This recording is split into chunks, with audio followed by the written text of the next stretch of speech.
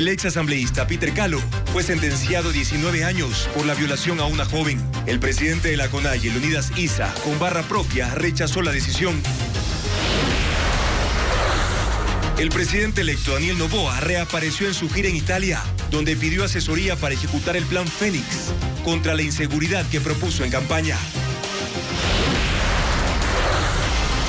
La tensión en la Revolución Ciudadana crece por una ruptura entre Ferdinand Álvarez, quien era jefe de bloque, y Jorge Glass, a causa de Soledad Padilla.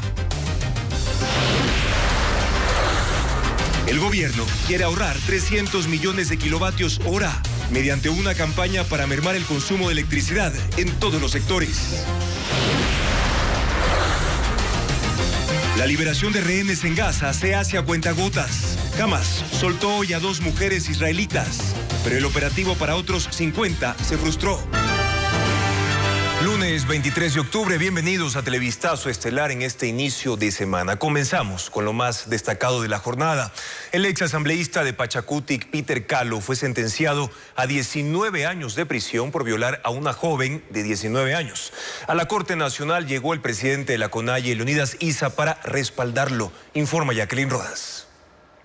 Este lunes, el ex asambleísta de Pachacutic, Peter Calo, fue sentenciado a 19 años de prisión como autor directo de violación sexual. La decisión fue unánime. El tribunal lo encontró culpable del delito ocurrido hace 6 meses, cuando una joven de 19 años de edad llamó al ECU 911 para denunciar el hecho, y Calo fue detenido en flagrancia en un hostal de Quito. Además de la pena de cárcel, deberá pagar $10,000 a la víctima como reparación, $270,000 de multa y pierde sus derechos políticos. Fuera de la Corte Nacional se repitió la protesta de la semana pasada, pero en mayor número. Un grupo de indígenas de Cotopaxi, liderado por el presidente de la CONAIE, Leonidas Issa, llegó para respaldar a Peter Calo. Issa puso en duda la violación y aseguró que la joven fue parte de un montaje, pero la fiscalía informó que presentó 20 testimonios, pericias y documentos que probaron su culpabilidad. La condena de Calo es de primera instancia.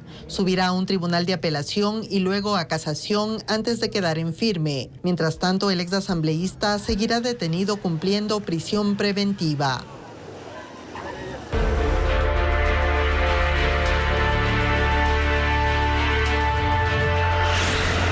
Energía, ¿peor de lo que parece?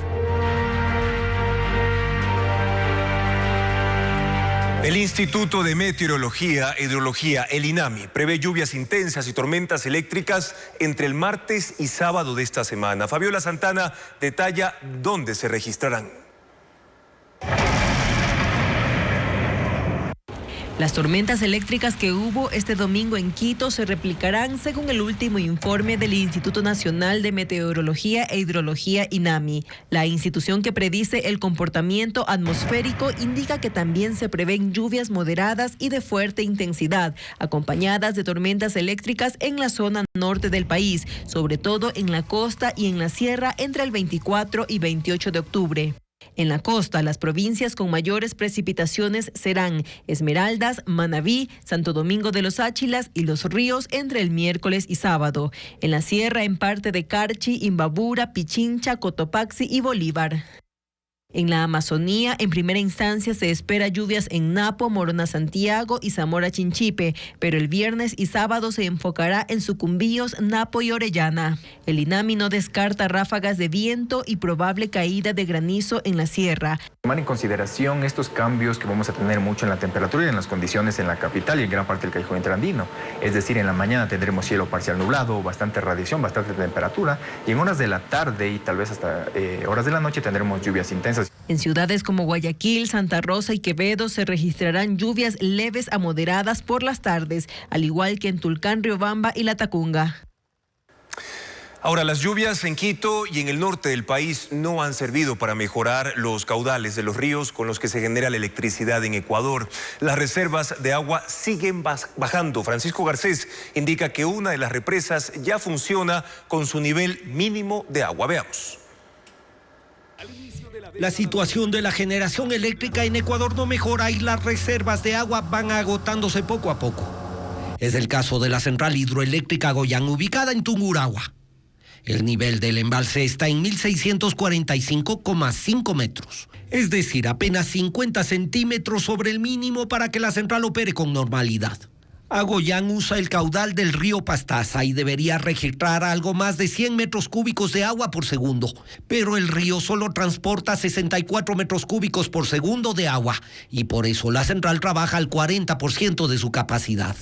En camino a la cota mínima también está Mazar, hidroeléctrica, cuyo embalse está en una cota de 2.121 metros. Su nivel ha bajado 7 metros en los últimos 10 días y está a 23 de la altura mínima de operación. Esta central puede producir 170 megavatios de energía, pero por la baja en los caudales de ingreso produce 95 megavatios, es decir, funciona al 55% de su capacidad. Y el embalse de la central hidroeléctrica Pucará, con 74 megavatios de capacidad, ha reducido su cota en 2 metros en los últimos 10 días y se ubica a 3.558 metros, cuando su nivel mínimo de operación es de 3.541. 6 ríos alimentan su reservorio. El caudal mínimo histórico de ingreso es de 2 metros cúbicos por segundo, pero la última medición lo ubica en 1,5 metros cúbicos de agua por segundo. Estos son los 3 reservorios más afectados por la sequía que inició el mes pasado y según las predicciones meteorológicas se extendería hasta marzo. Si bien el estiaje está en su etapa inicial, las reservas de agua ya se están consumiendo. Según los estimados, su etapa más intensa podría presentarse entre diciembre y enero. De los 10 embalses de las principales centrales hidroeléctricas del país, 6 han bajado su nivel en los últimos 10 días, 2 se han mantenido estables y solo los 2 que están en la costa han aumentado 1 metro su nivel. El presidente electo Daniel Noboa solicitó asesoría internacional para combatir al crimen organizado. Este lunes en Italia pidió intercambiar experiencias en control portuario y manejo del sistema carcelario. Como parte de la gira que cumple en Europa y Estados Unidos, Noboa se ha reunido con organismos especializados en ese aspecto. Informa Luisa María Heredia. Daniel Noboa se reunió con la secretaria general del Instituto Ítalo-Latinoamericano, Antonella Cavallari, este lunes. Le solicitó contar con la asesoría del organismo para la implementación del Plan Fénix, que es su iniciativa de seguridad para combatir al crimen organizado cuando se instale en Carondelet. Noboa quiere compartir conocimientos especialmente en el manejo carcelario, ya que la Unión Europea lanzó un programa en septiembre del año pasado para fortalecer el sistema penitenciario de Ecuador, que proyecta buenos resultados. También pidió hacer un intercambio de experiencias en control portuario, para así sumar herramientas que ayuden a enfrentar al narcotráfico. Otro tema importante, y en eso vamos a necesitar su ayuda y recomendación, es la destrucción de la droga. Sistemas que funcionen. Habló incluso de la implementación de programas que reconstruyan el tejido social ante la ola de violencia que se ve reflejada en el número de asesinatos. Programas para las zonas urbano-marginales, que estoy seguro que habían también problemas similares sociales en Sicilia en su momento. Y volvió a mencionar la necesidad de llamar a una consulta popular en los primeros 100 días de su gobierno. El mandatario electo señaló como tema clave la reforma del rol de las Fuerzas Armadas para luchar contra la delincuencia en las calles, ya que por ahora solo pueden apoyar a la Policía Nacional en asuntos de seguridad interna, bajo estado de excepción. El presupuesto total del Ejército del Ecuador es 900 millones aproximadamente y de la Policía 1.300. Entonces 2.200 y pico millones en toda la seguridad, pero lo que se mueve en Coca es más de 30 veces eso. En la cita que forma parte de la agenda de la gira que realiza por Europa, Daniel Noboa estuvo acompañado por diplomáticos y colaboradores cercanos. Antes de visitar Italia estuvo en España, donde hizo contactos con la Secretaría General Iberoamericana y con la Confederación Española de Organizaciones Empresariales. Noboa irá también a Estados Unidos para un encuentro con inversionistas y migrantes. Volverá al país antes de la reunión con el Consejo de Seguridad del Estado, que está prevista para esta semana. El proceso de transición inició en la vicepresidencia de la República. Este lunes, la vicepresidenta electa Verónica Abad se reunió con Alfredo Borrero. En la cita se abordó el presupuesto designado a esa institución. Paul Romero con más detalles. La vicepresidenta electa Verónica Abad visitó este lunes por primera vez el Palacio de Gobierno. Ingresó puntual al mediodía por la alfombra roja del edificio de la Vicepresidencia de la República. Los granaderos de Tarqui le rindieron honores. El jefe de la Casa Militar la recibió para la primera reunión de transición con la autoridad saliente, Alfredo Borrero. Los dos mantuvieron una cita reservada de 10 minutos. Luego caminaron por el tercer piso del edificio de la vicepresidencia e ingresaron al encuentro con sus respectivos equipos para definir la agenda de transición. Esto duró más de 30 minutos. Abad y Borrero bajaron al primer piso y dieron declaraciones a la prensa, pero no admitieron preguntas. La vicepresidenta electa señaló que su objetivo es que se realice una transición ágil, ordenada y que integró un equipo legal y multidisciplinario. Tenemos mujeres muy destacadas, mujeres que han peleado siempre el tema de inclusividad de pueblos y nacionalidades. El equipo legal que nos acompaña, constitucionalista, es muy importante para hacer una transición correcta, transparente. Verónica Abad recibió la información presupuestaria de esta dependencia pública, que es de $3 millones anuales. Allí trabajan 109 personas, 88 con nombramiento y el resto con contratos. Para que este proceso de transición sea absolutamente profesional, técnico y con toda la información.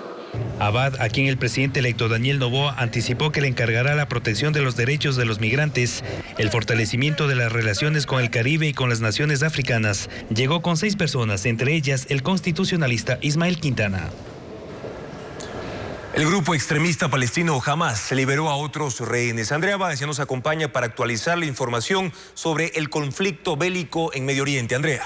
Así es, Juan Carlos, se trata de 2 mujeres israelíes que han permanecido cautivas 17 días desde el atentado terrorista del 7 de octubre.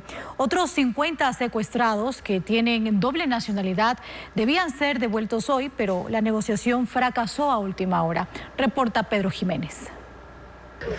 La imagen muestra a estas 2 señoras de 79 y de 85 años junto a milicianos de la brigada Al-Qassam, el brazo armado del grupo Hamas que perpetró el atentado terrorista en Israel. Su liberación, según el portavoz del movimiento palestino, se ha dado por razones imperiosas de salud. Además, en este caso, por la mediación de Egipto. El Comité Internacional de la Cruz Roja actuó como intermediario y las rehenes fueron llevadas en ambulancias hasta el paso de Rafah, en el sur de la Franja de Gaza. Es por estas puertas que además se hacen los envíos de ayuda humanitaria y las mujeres serán llevadas luego hacia Israel por personal militar de ese país. El portavoz de las Fuerzas de Defensa dijo: estamos haciendo esfuerzos civiles, operativos de inteligencia las 24 horas del día. No nos importa la raza, ni el sexo, ni la religión de los secuestrados. Lo que queremos es devolverlos a casa. Y han determinado que el número total de secuestrados es de 222. Judith y Natalie Ranan, madre e hija, fueron las primeras liberadas el viernes. Y en planes estaba que otras 50 personas dejaran su cautiverio esta noche. Pero a última hora se supo que el procedimiento falló, que miembros de Hamas exigían a cambio una dotación importante de combustible y que la respuesta fue negativa. Esa negociación está a cargo de Estados Unidos y de Qatar con jefes del movimiento Hamas en la Franja de Gaza, pero Washington exige una liberación sin condiciones. El presidente Joe Biden dijo hoy que los rehenes deben quedar en libertad, incluso antes de poder hablar de un alto al fuego. Israel lanzó un feroz ataque aéreo este lunes sobre la Franja de Gaza. Más de 300 misiles impactaron zonas estratégicas de Hamas, entre estas secciones del complejo sistema de túneles que usa el grupo terrorista. Merly González con la información. Una lluvia de misiles cayó este lunes en la Franja de Gaza durante un ataque masivo de las fuerzas israelíes. 320 misiles destruyeron posiciones de Hamas, pero aunque impacten en la superficie destruyendo edificios, el objetivo de los ataques está bajo tierra. Israel apunta principalmente a los centros de mando y depósitos del grupo terrorista, ocultos en un complejo sistema de túneles, construido durante décadas y que se conoce como el Metro de Gaza. Es un laberinto subterráneo que funciona como otra ciudad. Tiene distintos niveles que pueden llegar hasta los 30 metros de profundidad, por donde circulan desde milicianos en combate y vehículos pesados sin ser detectados, hasta mercancía para los civiles. La red es controlada por Hamas, pero ha funcionado para conectar Gaza con sus países vecinos de manera clandestina. Por años, las fuerzas israelíes han destruido los túneles que terminan en su territorio. Y en 2022 culminaron con la construcción de una barrera subterránea para contrarrestarlos. El muro recorre los 65 kilómetros de la frontera entre Israel y la Franja de Gaza, pero bajo tierra. Está hecho de hierro y hormigón y además está equipado con sensores para detectar perforaciones. Pero ni este bloqueo fue útil para evitar la incursión del pasado 7 de octubre, pues se conoce que los milicianos de Hamás usaron túneles que tenían salidas justo antes de la barrera para movilizarse con mayor rapidez durante su fatal ataque. Preparándose para una posible incursión terrestre en Gaza, las fuerzas de Israel dicen que la red subterránea representa uno de los mayores problemas para sus soldados. Cada vez más jóvenes buscan retirarse tatuajes para evitar ser relacionados con bandas delictivas. El proceso de remoción es lento y logra quitar hasta el 90% de las marcas. Diego Puente explica cómo funciona. Marcas, letras, frases, símbolos, dibujos. Los tatuajes son expresiones que la gente plasma con tinta en su piel. Informes de la policía revelan que en ciertos casos las mafias los usan para identificarse. En operativos en zonas violentas como en La Guacharaca, en Esmeraldas, buscan los distintivos en las extremidades de jóvenes. La ola de inseguridad ha provocado que aumenten los prejuicios sobre los tatuajes. Tenía un tatuaje de un lobo. En estos últimos días decidí quitarme. Por ahí la gente también, como está tomando represalias, está haciendo justicia por su mano propia, puede correr riesgo mi vida. En Quito, Latacunga, Esmeraldas y Guayaquil, las estéticas que utilizan láser para borrarlos tienen más pacientes. Hablemos de 2 años a este periodo. Vamos al mes, hablemos al mes. Al mes teníamos 2 pacientes, ahora tenemos entre 15 a 20 pacientes. El proceso es largo, se requieren al menos 5 sesiones. Los costos van desde los $40 hasta los $100 por sesión. Depende del tamaño, el tipo de tinta, la cantidad usada y el tiempo que lleva en la piel. Se usa anestesia local. El láser apunta a disolver los pigmentos de la capa de la piel. La técnica permite borrar hasta un 90% de las marcas. A las estéticas acuden en mayor número jóvenes que requieren acceder a un trabajo en el sector público. El año pasado, 42 postulantes a policías fueron retirados luego de que sus tatuajes coincidían con los usados por organizaciones delictivas.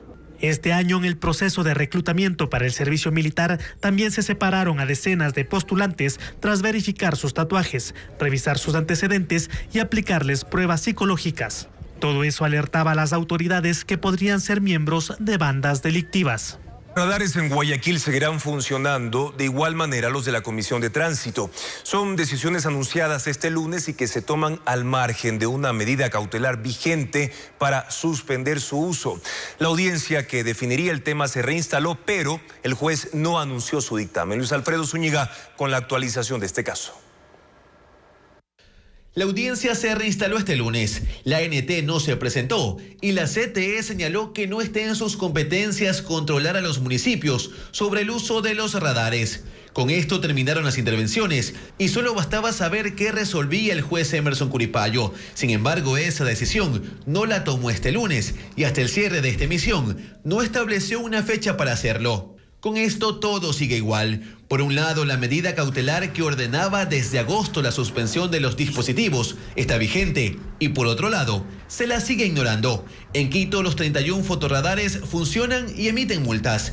Y este lunes, la ATM ratificó que los 48 radares en Guayaquil siguen operando. Además, que no ha sido notificada formalmente de alguna disposición judicial para suspenderlos. Esto pese a que la ANT publicó un comunicado el 11 de octubre, asegurando que sí lo había hecho. Clientes de bancos reportaron problemas en el uso de tarjetas de crédito y débito durante este fin de semana. Las instituciones financieras alegaron que esto se originó tras la caída de una red. Adriana Bermeo con más detalles.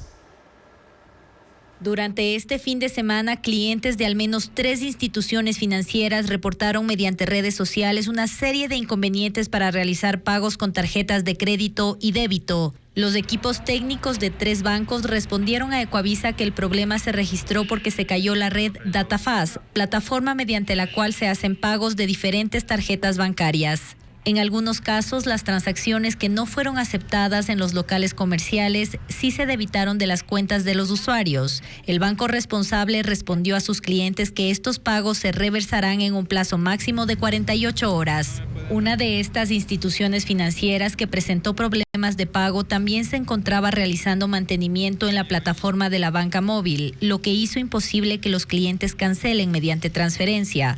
La única alternativa fue el pago en efectivo, para lo que los usuarios tuvieron que trasladarse a cajeros automáticos. La Asobanca se pronunció sobre las quejas en contra de las instituciones financieras, señalando que sugieren que los clientes se informen por canales oficiales para conocer las razones y los tiempos en los que no se contará con determinado servicio. Argentina definirá a su nuevo presidente en segunda vuelta el 19 de noviembre. El oficialista Sergio Massa y el opositor Javier Milei fueron los más votados en las elecciones generales de ayer, que mostraron un crecimiento del kirchnerismo a pesar de la profunda crisis en ese país. Informa Pedro Jiménez. Sergio Massa ha sido desde el año pasado el superministro del gobierno de Alberto Fernández, manejando en forma simultánea las carteras de Economía, Desarrollo Productivo y Agricultura en una apuesta para mejorar la situación financiera del país, inmerso en una inflación interanual del 140%, con un 40% de pobreza y una deuda de 44.000 millones de dólares con el Fondo Monetario Internacional. Analistas destacan que en su gestión de 14 meses, la crisis inflacionaria se agudizó y las reservas del Banco Central han ido en una baja constante. Aún así, Massa superó la votación que obtuvo en las primarias de agosto, cuando quedó segundo detrás de Javier Milei, y ahora entra primero a la definición para la segunda vuelta. En Argentina, la presencia del Estado en la vida de la gente es muy fuerte, con apoyos y subsidios en educación, salud, empleo público, transporte y energía. Y Massa advertía a los votantes del riesgo de perder esos beneficios con un eventual gobierno de Milei, que por el contrario propone una fuerte reducción en el tamaño del Estado, cerrar el Banco Central y dolarizar la economía. Además, luego de las primarias, Massa lanzó una serie de ayudas fiscales e impulsó una ley para eliminar un impuesto sobre los salarios. La campaña de Massa por la segunda vuelta comenzó anoche mismo con su discurso. El 19 de noviembre tenemos que definir si construimos un país que abrace a todos o el país del sálvese quien pueda. Para Javier Milei, de ideas liberales, la segunda vuelta se vuelve cuesta arriba, pues no obtuvo más votos que en las primarias y ahora dependerá de cuánto pueda sumar de la votación que obtuvo Patricia Bullrich, que quedó tercera. Es de la línea política del expresidente Mauricio Macri, ideológicamente más cercano a él. Somos la fuerza, como dijimos, que vamos a terminar con el kirchnerismo. Nosotros le vamos a poner la tapa al ataúd del kirchnerismo. Milei ha manejado ese discurso en forma constante y Massa trata de marcar ciertas distancias también, prometiendo que de ganar su gobierno será distinto al actual. Mientras en Venezuela, María Corina Machado ganó las elecciones primarias de la oposición, espera participar en las presidenciales del próximo año y derrotar a Nicolás Maduro. Votaron cerca de 1 millón de personas a pesar de los llamados de medios estatales para deslegitimar el proceso. Ileana Suárez informa. La oposición venezolana llevó a cabo sus elecciones para definir al próximo contrincante de Nicolás Maduro, un proceso que, a pesar de haber sido acordado con el régimen, fue censurado por los medios de comunicación oficialistas y sorteó obstáculos logísticos, técnicos y presupuestarios. El resultado dio el triunfo a María Corina Machado, quien arrasó frente a otros 9 candidatos. Ella ha dicho que el momento llegó para enfrentar al gobierno. Vamos a ganar en esa elección presidencial, vamos a cobrar, vamos a desalojar a Nicolás Maduro. Sin embargo, la exdiputada está inhabilitada hasta 2030 para ejercer cargos públicos, por lo que no está claro cuáles serán sus siguientes pasos. Machado fue una de las primeras que calificó al régimen chavista como una dictadura. Desde entonces ha sufrido todo tipo de abusos desde el oficialismo, pero jamás claudicó. Su inhabilitación se dio por presuntas anomalías en la declaración de su patrimonio, un argumento usado por el régimen contra otros opositores. Así, en los últimos 13 años, el gobierno ha inhabilitado a más de 1.400 ciudadanos para que no puedan ejercer cargos públicos. Y aunque en 2024 debería haber presidenciales en Venezuela, el Consejo Electoral, controlado por Maduro, aún no ha confirmado ni presentado un calendario para esas elecciones. Y se acerca Halloween y en Estados Unidos ya hay varios festivales con la temática. Este domingo cientos de personas participaron en la Zombie Bike, un recorrido en bicicleta donde los participantes estaban disfrazados. Aterradores personajes recorrieron las calles de Key West, Florida, usando bicicletas. Eran los participantes de la Zombie Bike, una carrera anual donde la regla es estar disfrazado. Maquillajes sangrientos, catrinas e incluso bicis alegóricas fueron parte del recorrido al que asistieron cientos de personas.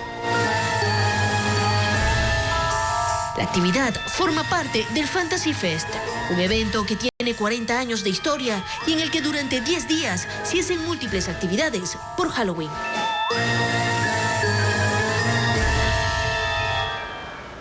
La llegada de una nueva franquicia estadounidense de donas al Ecuador significó una inversión directa de $1 millón, así como la generación de plazas de trabajo. Pese a la crisis de inseguridad y la inestabilidad política, la firma abrirá 5 locales. Luisa María Heredia con más.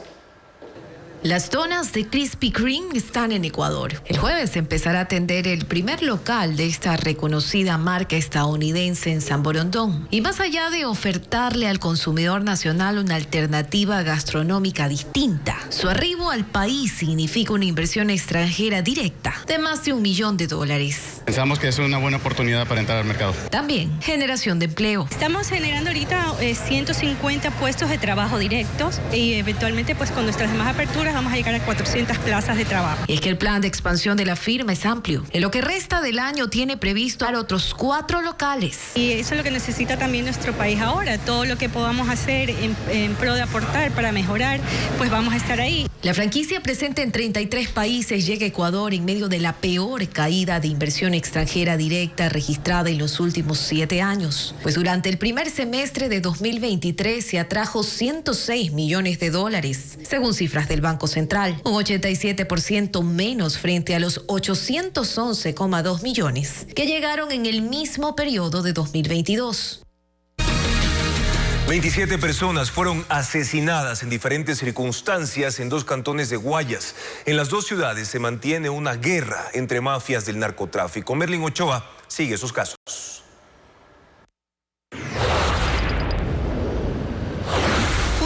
Está el cantón Yaguachi. En esta ciudad guayacense, a las 8 de la noche del sábado, 7 personas fueron asesinadas. Todas son víctimas colaterales. Los sicarios encapuchados perseguían para matar a un hombre que iba en una moto. Cuando él detuvo la marcha de la motocicleta para correr, los atacantes bajaron de 2 carros y dispararon 50 veces. Además de las 7 víctimas, 3 más resultaron heridas. El hombre que iba en moto logró huir de quienes intentaron asesinarlo. La ráfaga de balas alarmó a los habitantes de la 4ª etapa del recreo en Durán, Guayas. La tarde de este lunes fueron 5 minutos de pánico. Según los testigos, hombres armados llegaron y acribillaron a 2 personas. Una quedó junto a una cancha de fútbol abandonada y la otra 10 metros más allá. Eran como 6, 7 personas armadas. Ellos andan más armados que la Policía Nacional. Son 2 de las 20 personas que fueron asesinadas desde el viernes en este cantón, donde se agudizó la guerra entre 2 grupos de narcos que intentan conseguir el control absoluto. 10 tripulantes de 3 embarcaciones fueron rescatados a 9 millas náuticas de las costas de Manta por miembros de la Armada. Las naves fueron asaltadas, según los pescadores, por piratas que además robaron sus pertenencias, al igual que el motor y las herramientas de pesca. Los rescatados fueron trasladados al puerto de la ciudad. Ahí se les realizó una valoración médica y no presentaron novedades. Otra pugna interna en la Revolución Ciudadana que se hizo pública durante el fin de semana deja en evidencia por qué el asambleísta electo Ferdinand Álvarez salió de la coordinación de la bancada y el papel de Jorge Glass en esa organización política. Jacqueline Rodas lo explica.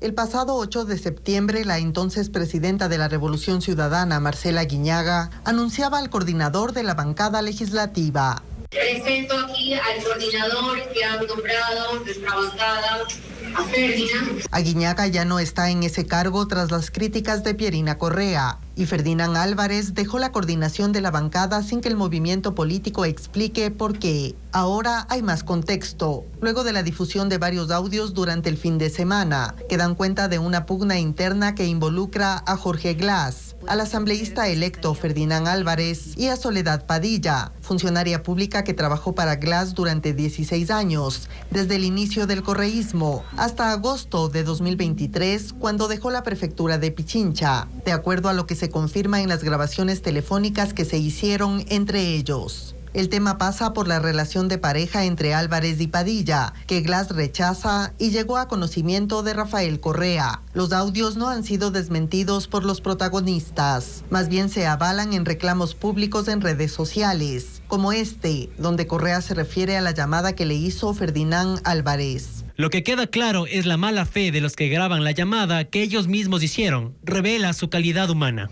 Consultamos a Álvarez si abandonará el movimiento político. Contestó que mañana se referirá al tema, mientras Revolución Ciudadana no ha hecho público el nombre de su reemplazo como coordinador de la bancada. El caso llegó al ámbito judicial.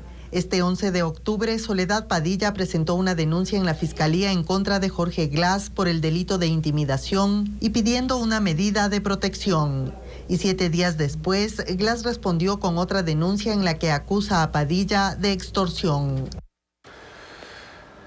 Y justamente el asambleísta Ferdinand Álvarez, en una carta remitida hoy al Consejo Nacional Electoral, pidió ser desafiliado del movimiento Revolución Ciudadana, organización política por la que resultó electo y que lidera el expresidente Rafael Correa. En su cuenta en la red social X, Álvarez precisó que en las próximas horas explicará los motivos de su decisión. Ahora, el escándalo entre Glass y su ex asesora reveló un posible acto de corrupción. Según Soledad Padilla, fue enrolada en la prefectura de Pichincha para prestar sus servicios al ex vicepresidente mientras estaba en prisión. Fabiola Santana explica que la Contraloría analiza esa información para determinar el inicio de una acción de control.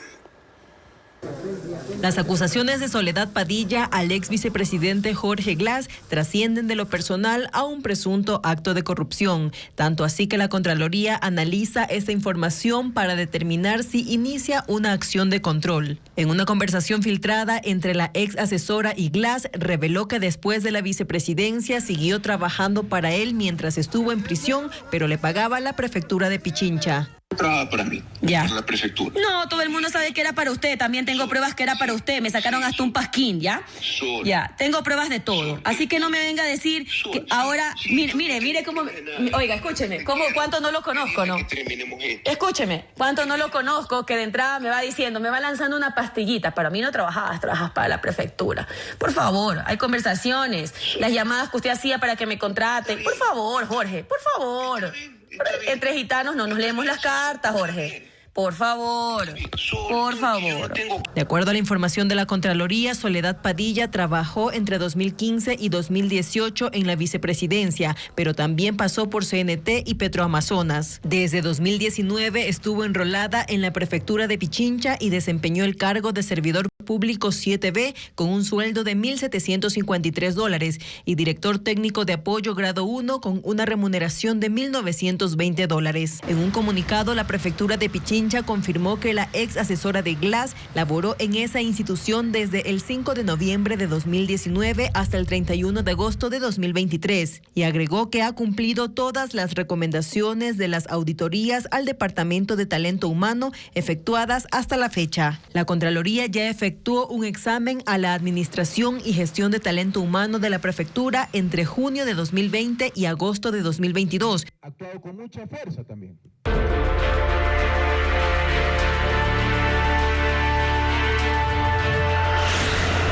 Energía. peor de lo que parece? El Ministerio de Energía inicia una campaña con la que aspira a ahorrar 300 millones de kilovatios hora en 6 meses. El plan intenta involucrar especialmente a 3 millones de hogares. Merlin Ochoa explica cómo se va a llevar a cabo esa iniciativa.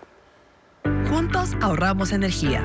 El plan de publicaciones en las redes sociales y plataformas digitales se intensificó el fin de semana en las cuentas del Ministerio de Energía y de las 6 distribuidoras de electricidad.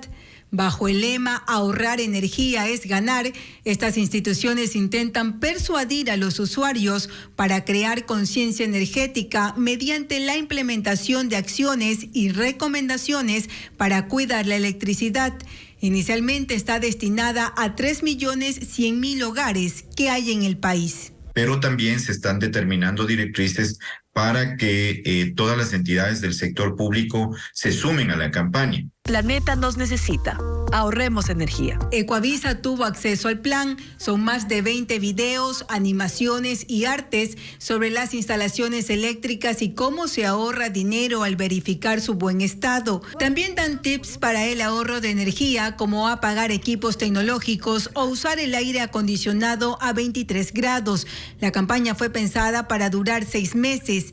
¿Cuánto aspiran a economizar? Representaría alrededor de como 300 millones de kilovatios hora. Entonces, pues realmente sí es representativo. La campaña arrancó el 20 de octubre. La primera fase será hasta el 10 de noviembre. El plan integral se ejecutó 2 días después de que el gobierno decretara la emergencia en el sistema eléctrico.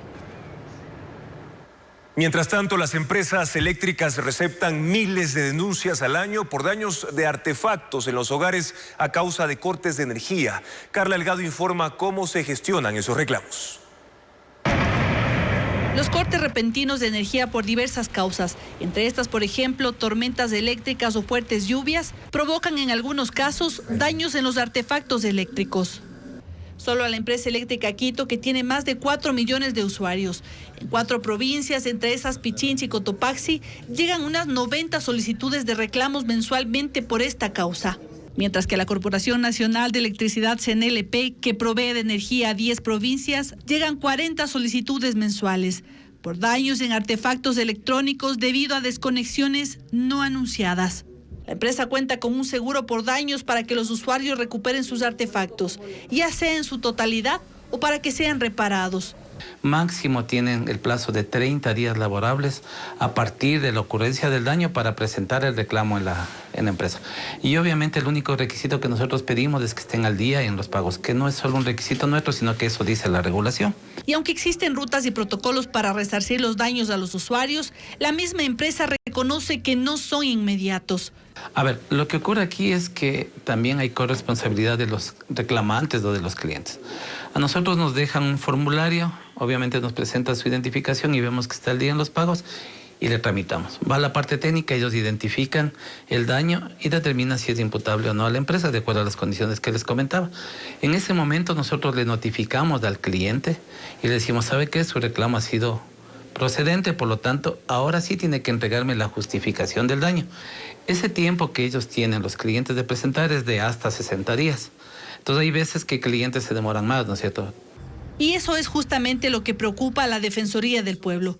Explican que muchas veces la demora en los tiempos de resolución de los casos, que depende de las políticas de cada empresa, hacen que los afectados no finalicen el trámite. Como no hay una regulación específica, las empresas tienen que someterse a los tiempos que establece el Código Orgánico Administrativo. Entonces, hay empresas que han decidido que sea alrededor de los 15 días que está establecido en la normativa. Ese debería ser el tiempo máximo. Creen que más allá de incumplimientos, son los procesos engorrosos que algunas empresas tienen, lo que hace que buen porcentaje de usuarios piensen que se vulneran sus derechos.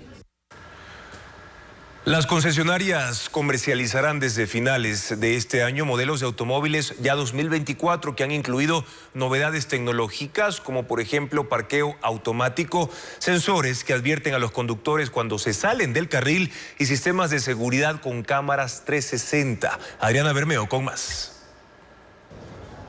Más de 20 nuevos modelos de autos circularán en Ecuador desde finales de este año. Las casas comerciales ya no solo han priorizado la fuerza del motor, el ahorro de combustible y el confort. Ahora uno de los aspectos más llamativos es la tecnología que se incluye en las funciones del vehículo.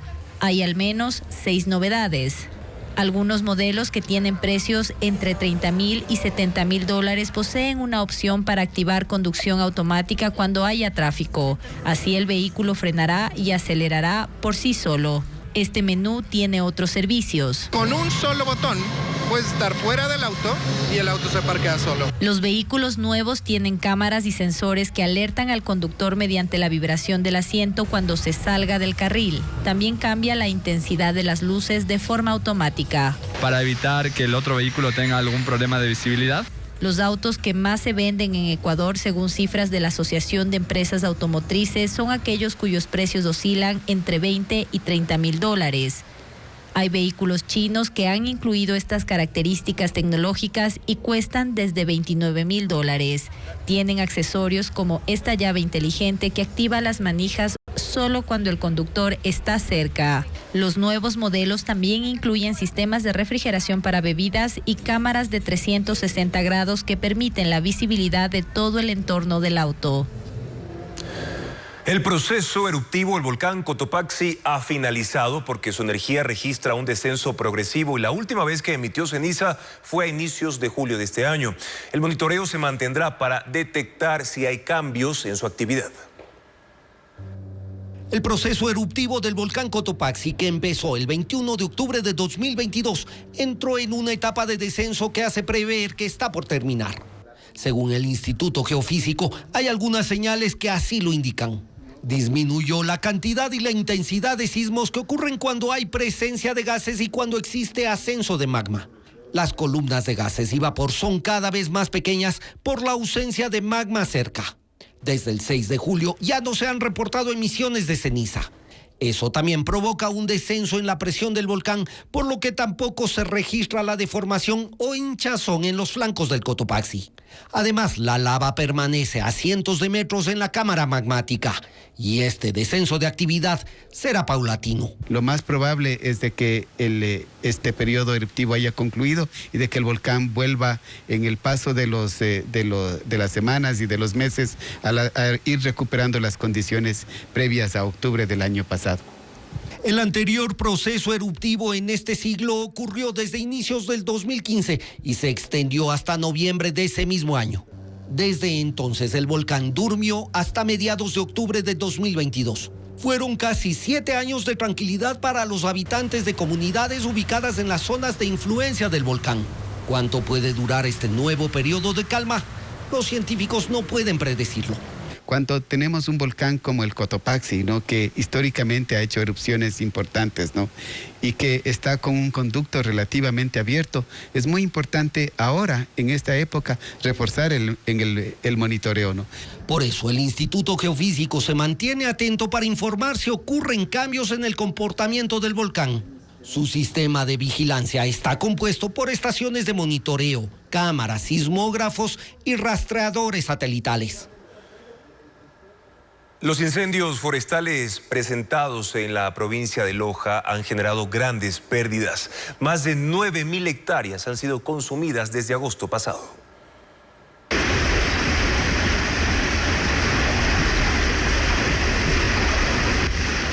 El incendio forestal presentado hace 7 días en la parroquia Yangana, que había sido controlado en un 95%, se reactivó. Los sectores Anguanuma, Dictamos y Chocola están afectados. La vegetación que tenemos nosotros acá es una vegetación muy espesa, muy densa, seca, y hay muchos pajonales que al momento nosotros cuando hacemos un ataque directo parece que ya se queda totalmente controlado, pero queda prendido, son los incendios subterráneos que llamamos nosotros. 120 hectáreas de flora nativa se han afectado con este nuevo incendio forestal, mientras la semana pasada 700 hectáreas del cerro de Huaycopamba también fueron consumidas por las llamas. La provincia de Loja registra desde el mes de agosto a la fecha 231 incendios forestales. Actualmente se somete a votación de la ciudadanía 3 propuestas de marca país. Luis Alfredo Zúñiga informa por qué se decidió invertir en ese proyecto cerca de $700.000 y cómo se aprobaron las 3 opciones que, por cierto, han provocado ya críticas en las redes sociales. Exclusivamente de estas 3 propuestas se elegirá una nueva marca país. Pero ¿cómo se llegó a ellas? ¿Por qué se debe escoger únicamente entre estas opciones? ¿Era necesario invertir en esto? Televistazo solicitó un pronunciamiento al Ministerio de Turismo. Sin embargo, aún estamos a la espera de una respuesta. Los documentos señalan que para obtener los 3 logos se invirtieron cerca de $700.000 del Ministerio de Turismo. Fue precisamente esta cartera de Estado la que en octubre de 2021 planteó a la Comisión Estratégica de Marcas hacer esta inversión. La comisión que preside el propio ministro de Turismo aprobó la propuesta. La Secretaría Nacional de Planificación emitió un dictamen de prioridad al proyecto por un monto cercano a los $220.000. Sin embargo, el ministerio solicitó un aumento del presupuesto basado en cotizaciones a más de $900.000. Una vez más, ya en 2023, específicamente el 27 de mayo, la Comisión Estratégica de Marcas autorizó al ministerio ejecutar el nuevo plan, previo a un dictamen de prioridad que se otorgó en junio. El ministerio justificó la inversión señalando que la pandemia por el COVID-19 impactó negativamente al turismo, por lo que era necesario fortalecer la imagen nacional a través de una marca país. Además que desde 2018 no se contaba con esta herramienta, luego de que se dejó de usar a Ecuador a mala vida. De esta manera y con todo aprobado, se lanzó la licitación en el portal de compras públicas en diciembre de 2022 y el 27 de enero de este año se firmó el contrato con el consorcio Future Macan. Durante la presentación de las 3 propuestas la semana anterior, se señaló que los insumos para elaborarlos no vinieron del ministerio, sino de la opinión de ecuatorianos quienes respondieron cómo se reconocen, qué los enorgullece y qué quiere resaltar del país. Además, hubo 6 mesas de trabajo con representantes del sector turístico y exportador. Pese a todo esto, en redes sociales hay reacciones adversas a los resultados.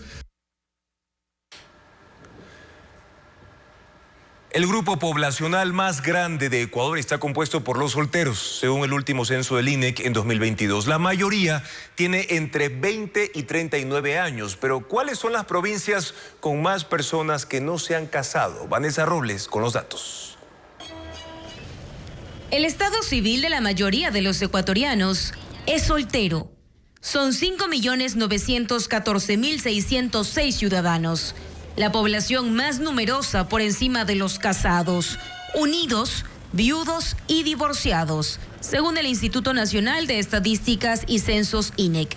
3.800.000 están en la zona urbana, mientras que 2.100.000 habitan en la zona rural. En Guayas vive la mayoría de solteros, 1.583.000. En segundo puesto está la provincia de Pichincha, con 1.094.000. Y luego sigue Manabí, con 516.000 ciudadanos.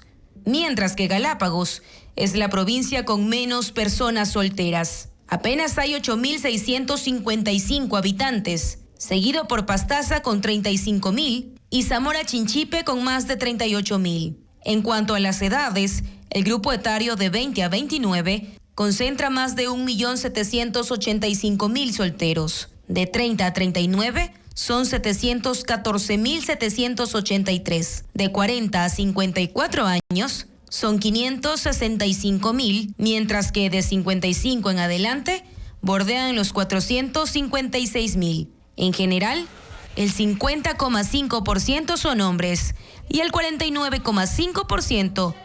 Una muestra de arte contemporáneo en Guayaquil compuesta de dibujos, pinturas y un mural, así como obras de teatro cómicas en Quito y una propuesta de danza con lenguaje de señas en Cuenca son parte de las actividades culturales para esta semana. Vanessa Robles con los detalles.